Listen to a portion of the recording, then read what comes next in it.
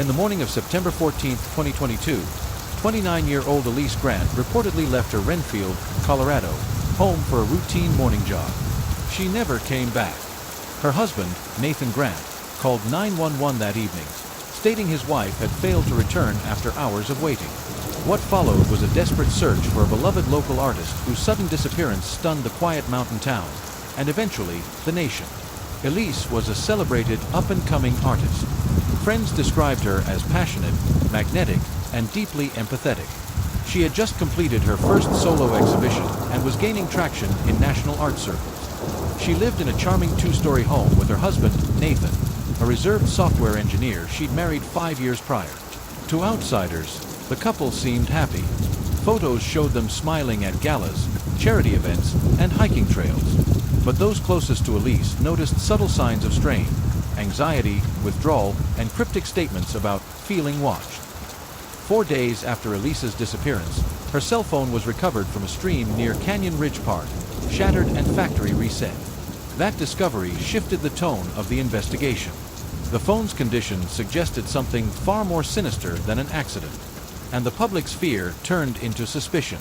At first, investigators considered the possibility of a random act of violence. A similar attack had occurred in a nearby town months prior, heightening concerns that Elise was the latest victim in a string of assaults. But inconsistencies in Nathan's timeline raised eyebrows. He told police Elise left for her jog around 6:15 a.m. Yet a neighbor's security camera showed Nathan's vehicle leaving the driveway at precisely that time, not Elisa's. Further inquiry into Elisa's personal life revealed financial tension and cryptic messages found on her iPad. One text to her best friend read, "If anything happens to me, it won't be an accident. Promise me you'll remember that." A surprising twist came when police identified a man Elise had been meeting in secret. Damian Cross, a heavily tattooed former fiancé from nearly a decade prior. Elise had reconnected with him just weeks before she vanished. Damian had a criminal past and a volatile demeanor, quickly making him a person of interest. He admitted to seeing Elise recently, but claimed she reached out, saying she feared for her life and couldn't trust her husband. Though suspicious, his alibi held. He was at work in Denver, under surveillance, during the time Elise went missing. Attention shifted back to Nathan. Investigators uncovered a chilling piece of evidence. Elise had accessed a storage unit 2 days before she disappeared.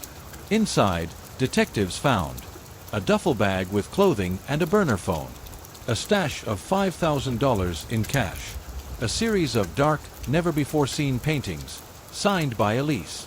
Each painting depicted disturbing imagery: a woman trapped, drowning, silenced. One, titled "The Leash," showed a shadowed figure holding her captive. Around the same time, gas station surveillance footage captured Elise, alive, driving north alone the morning she vanished. But just miles from that location, her trail went cold. 6 weeks later, hikers discovered a shallow grave in Pike National Forest. The body was confirmed to be Elise. Cause of death: blunt force trauma to the head. A paintbrush, one of her signature tools, had been jammed down her throat. The tarp used to bury her was traced to a hardware store. The purchaser: Nathan Grant. Store surveillance showed him buying it with cash, wearing gloves. Confronted with evidence, Nathan cracked. He confessed. Elise had confronted him about an affair and financial fraud tied to his startup. She threatened to go to the police and to leave him. According to Nathan, in a moment of rage, he struck her, panicked, and tried to stage her disappearance. Nathan Grant was convicted of first-degree murder in July 2023 and sentenced to life in prison without parole. Elisa's posthumous art exhibition, Echoes of Silence, displayed the haunting paintings found in her storage unit. It toured nationally, with proceeds going to domestic violence awareness organizations. Her final painting, Unseen Exit, showed a winding mountain road disappearing into mist. Today, it hangs in a memorial gallery in Renfield, a chilling and poetic farewell from a woman whose truth was nearly buried. Elise Grant's story remains a heartbreaking reminder that beneath the surface of the perfect life, darkness can linger, and sometimes it takes tragedy for secrets to be exposed.